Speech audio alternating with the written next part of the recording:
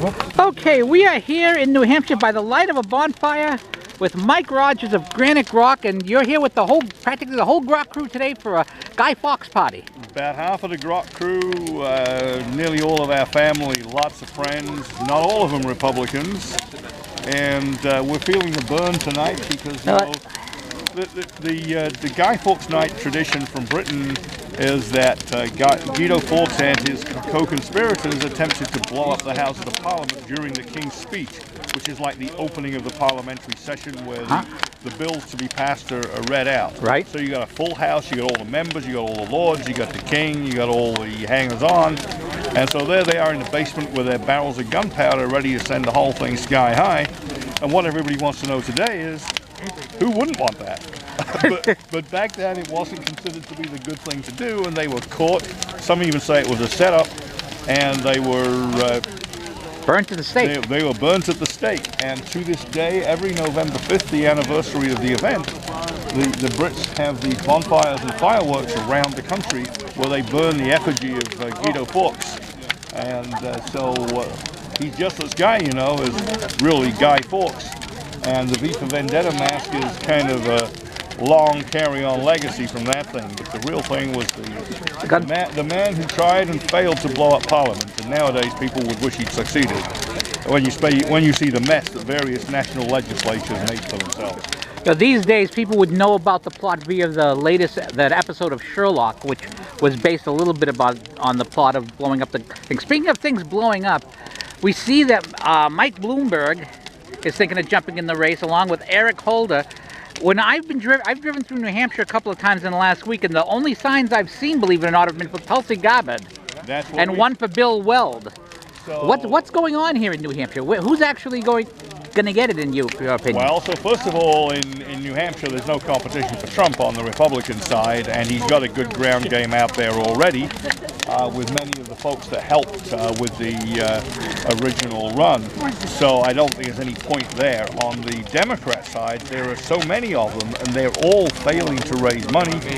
Kamala Harris has been proven to be the nasty little beach that she really is, the one that jails innocent people for allowing their kids to play truant, or jails innocent blacks, even though she claims to be against such things, and uses them for state slave labor. So she's flamed out. She's put all her eggs in the Iowa basket and has decamped from New Hampshire, you know, and more and more of them are doing that.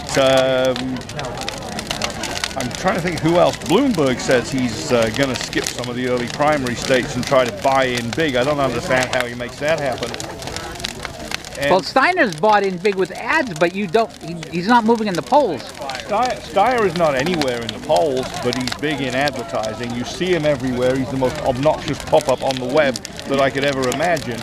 And yet, nobody cares. And so it is so bad in terms of nobody cares. You say money can't buy me love. He's been waving money under the noses of state legislators in the Midwest, and they won't endorse him. And now he's been found out for it. It's absolutely fabulous. If you had to put money on a candidate taking New Hampshire, you've got Warren from Massachusetts and Bernie from Vermont. Who do you think gets it? Actually, I think Warren gets it, and at that point, the Democrat Party gets it in the neck because their donors have already said, "I'm not with Liz."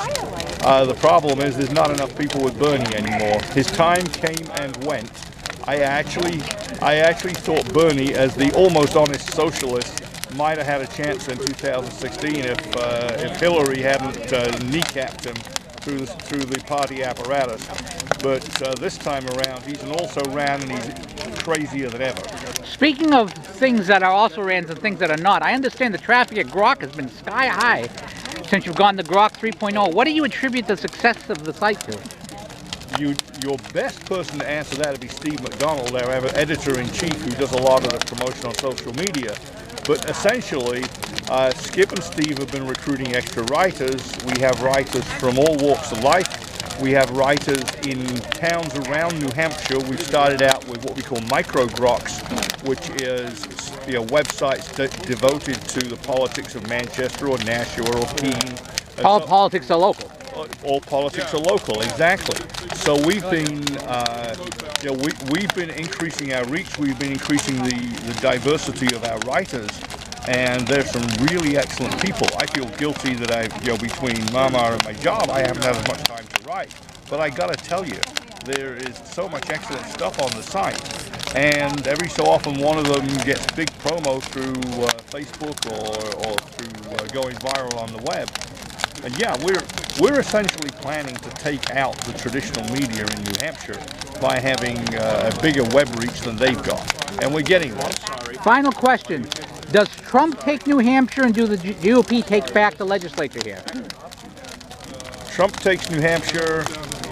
The local GOP is much better organized than it was, but I'm not sure they'll take back the legislature. All right. Mike Rogers from Granite Grok, thank you so much. And again, there's the bonfire. And just as a fire safety tip, you'll notice that they're watering the grass around it to make sure that it doesn't spread. So if you ever do a bonfire, that's the way to do it. And that's how we do it when we do it at home as well. There's a big field next to our house, and we make sure that the grass, which is actually for hay, is freshly mown, so there's nothing.